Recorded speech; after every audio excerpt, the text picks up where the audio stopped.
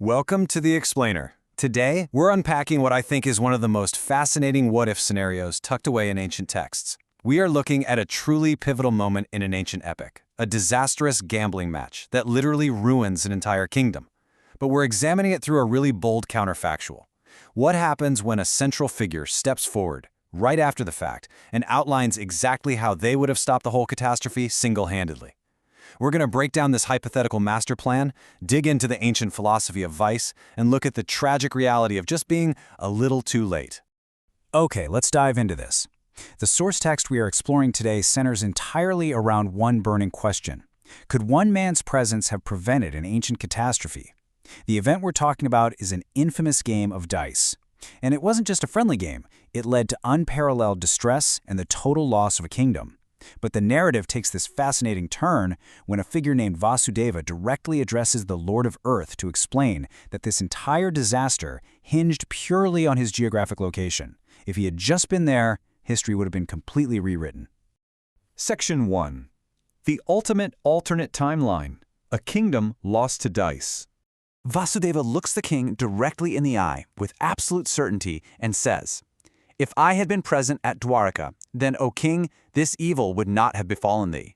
I mean, there is no hesitation here. He is completely confident that his presence alone in the Anarta country would have acted as a massive roadblock to this disaster.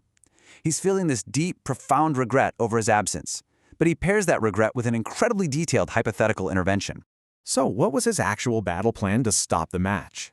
It was essentially a three-step strategy of pure disruption. First off, he states he would have crashed the gambling match completely uninvited by either the son of Ambika, that's Dhritarashtra, or Yudhishthira, or any of the other Kauravas.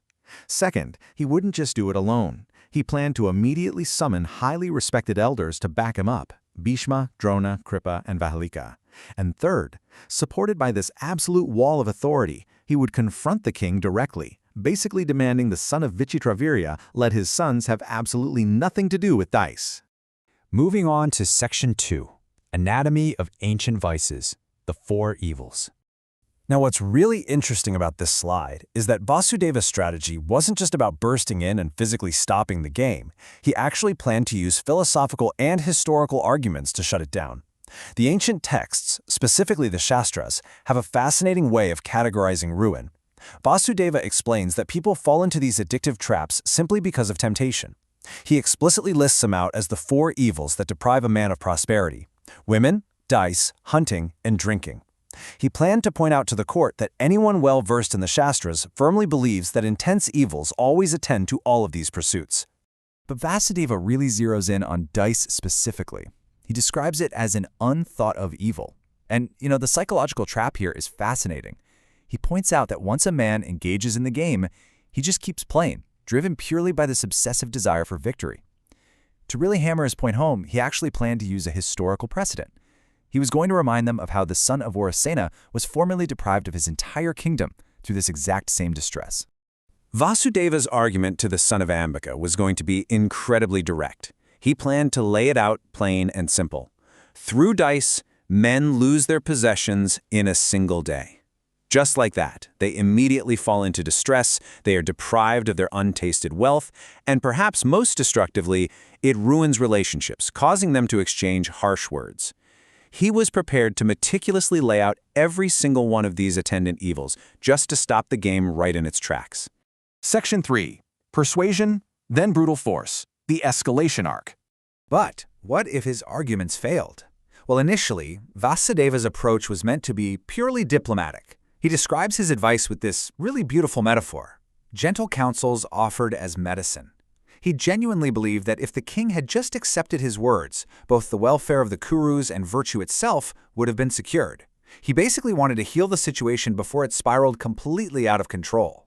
And this brilliantly illustrates the sheer duality of his strategy. On one hand, you have him offering the medicine, the gentle counsel.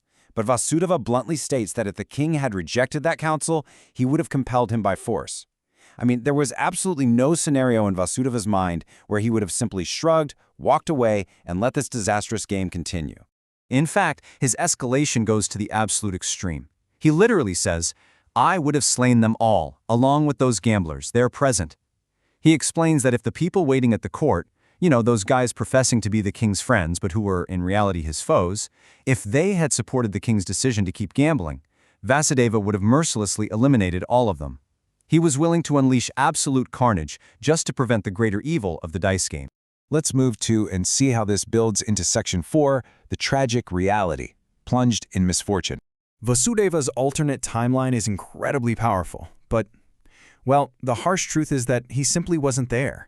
He explicitly states that his absence from the Anarta country at the time is the sole reason they fell into such distress.